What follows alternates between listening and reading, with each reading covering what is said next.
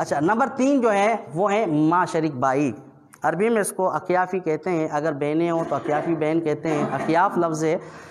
تو اگر میت کی جو ہے ماں شریک جو ہے بہن ہے یا ایک بھائی ہے، اچھا یہ ماں شریک بہن بھائی کس کو کہتے ہیں؟ یہ ان کو کہتے ہیں جن کی ماں ایک ہوں، پہلے بھی میں نے بیان کیا تھا کہ جن کی ماں ایک ہوں اور باپ الگ الگ ہوں، تو وہ اس سے جو اولاد آپس میں بہن بھائی بنیں گے وہ کیا بنیں گے؟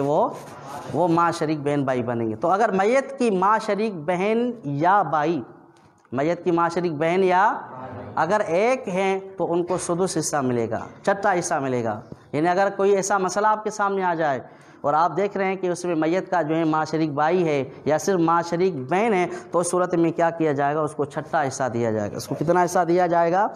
دوسری جو صورت ہے وہ صورت یہ ہے کہ اگر میت کی جو ہیں 2 بھائی ہیں ماں شریک، یا پھر 2 ماں شریک بہنیں ہیں، یا پھر ایک ماں شریک بہن ہے اور ایک ماں شریک بھائی ہے، تو اس صورت میں ان کو کیا کیا جائے گا؟ کل مال کا ثلث تیسرا حصہ دیا جائے گا، 1/3 اس کو دیا جائے گا، یعنی 33.33 جو ہے وہ فیصد اس کو کیا ہے حصہ دیا جائے گا۔ نمبر 3 اس کی جو تیسری صورت ہے وہ یہ ہے کہ اگر میت کی اولاد موجود ہے، یعنی میت کا بیٹا ہے یا بیٹی ہے، یا پھر میت کے بیٹے کی اولاد موجود ہے، یا پھر میت کا باپ یا پھر میت کا دادا موجود ہے، تو اس صورت میں ماں شریک اولاد کو کچھ بھی حصہ نہیں ملے گا۔